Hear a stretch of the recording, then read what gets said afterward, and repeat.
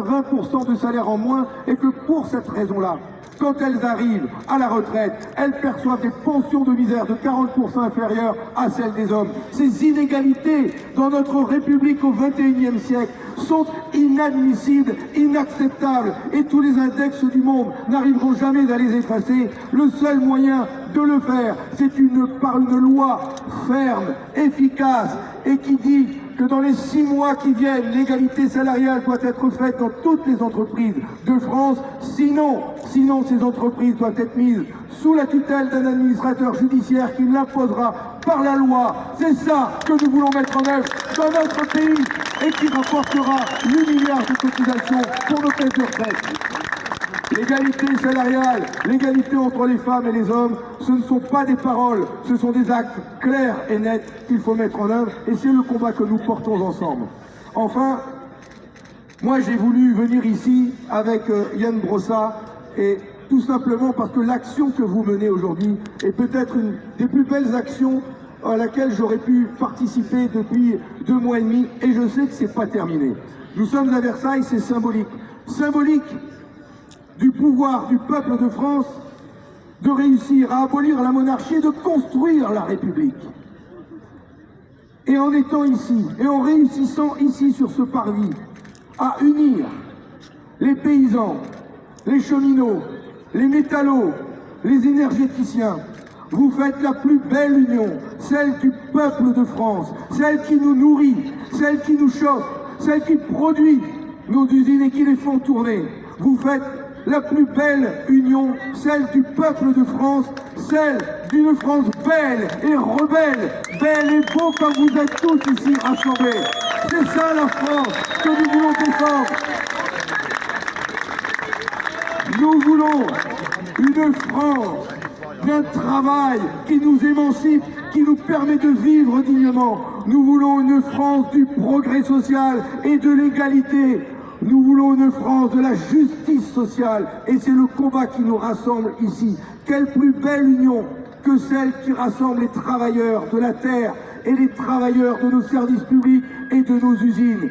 C'est le mariage de la faucille et du marteau. Alors vous imaginez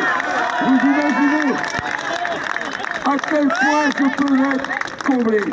Mais cette France qui nous unit et qui nous rassemble ici, c'est celle des syndicats qui arrivent depuis plus de 2 mois à organiser cette mobilisation de la manière la plus belle, la plus digne, la plus pacifique et avec des mobilisations historiques comme nous n'en avons jamais connues depuis plus de 50 ans.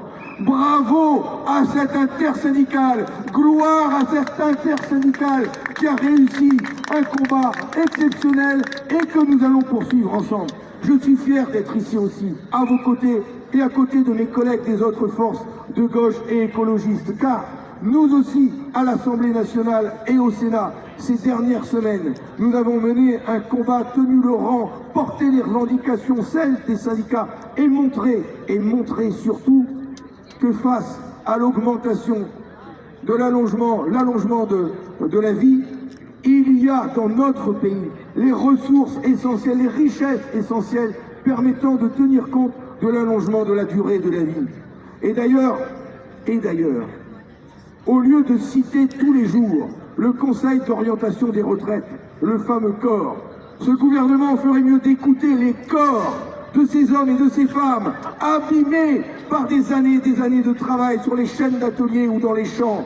Ces corps de ces hommes et de ces femmes, eux, ne pourront pas vivre plus longtemps tellement leurs squelettes, leurs muscles sont abîmés par des années de travail. Alors oui, nous vivons plus longtemps, mais nous ne pourrons pas travailler plus longtemps dans les usines et dans les champs parce que nos corps sont fatigués et usés après 40 années de travail. C'est la raison pour laquelle le combat qui est le nôtre, celui de la justice et du progrès social, c'est d'abord de reprendre le pouvoir sur notre outil de travail, sur nos terres, et de faire en sorte que les richesses que nous produisons soient mises au service du bien commun, de la nation et du progrès social. C'est le combat que nous devons mener tous ensemble. Reprendre le pouvoir sur l'argent, reprendre le pouvoir sur les richesses et le mettre au service du développement humain. C'est ça qui va nous animer encore dans les jours et les semaines qui viennent. Je conclurai par un dernier mot. Nous sommes dans une semaine cruciale, radioactive je dirais, et pas seulement parce qu'on étudie le texte sur le nucléaire en ce moment. Une semaine cruciale, historique, parce que la commission mixte paritaire se réunit en ce moment, Éric en a parlé, et parce que demain, certainement, le texte viendra en vote final et définitif au Sénat et à l'Assemblée nationale. Les 900 députés, sénateurs, sénatrices qui seront appelés à s'exprimer vont porter une responsabilité énorme, immense. Autant le président de la République a été un méprisant de la République, autant il a humilié, bafoué le Parlement et les parlementaires par tous les artifices, tous les articles de la Constitution que son gouvernement a utilisés pour empêcher le débat jusqu'au bout. Autant les députés, les sénateurs et les sénatrices vont avoir le pouvoir de dire par leur vote s'ils acceptent cette réforme ou la rejettent. Alors je m'adresse aux députés de droite, centristes, UDI, du MoDem, qui hésitent et qui s'interrogent parce qu'ils savent que beaucoup de leurs électeurs et de leurs électrices sont contre cette réforme. Qu'ils écoutent les Français, qu'ils écoutent leurs électeurs, leurs électrices, les femmes de leur circonscription, de leur département, qu'ils les écoutent et que enfin ils votent en conscience, en n'ayant pas honte de se regarder dans la glace jeudi soir quand ils vont rentrer chez eux. C'est eux qui ont le pouvoir de rejeter cette réforme et de faire en sorte que le monde du travail soit respecté dans sa dignité. Alors je les appelle à entendre ce peuple qui se bat avec dignité et à ne pas voter cette réforme. Et vous, je vous appelle à les interpeller aussi, à les appeler, à aller à leur permanence et à leur dire, pacifiquement bien sûr, à leur demander de ne pas voter cette réforme, car vous êtes tous là mobilisés et ils doivent vous entendre s'ils se considèrent encore comme les élus du peuple. La démocratie doit vivre dans notre pays. Elle est belle, elle est vivante, elle est représentée par vous, tous vos visages. Et je peux vous le dire ici, vous êtes beaux, vous êtes belles, la France c'est vous et ensemble nous allons la faire gagner.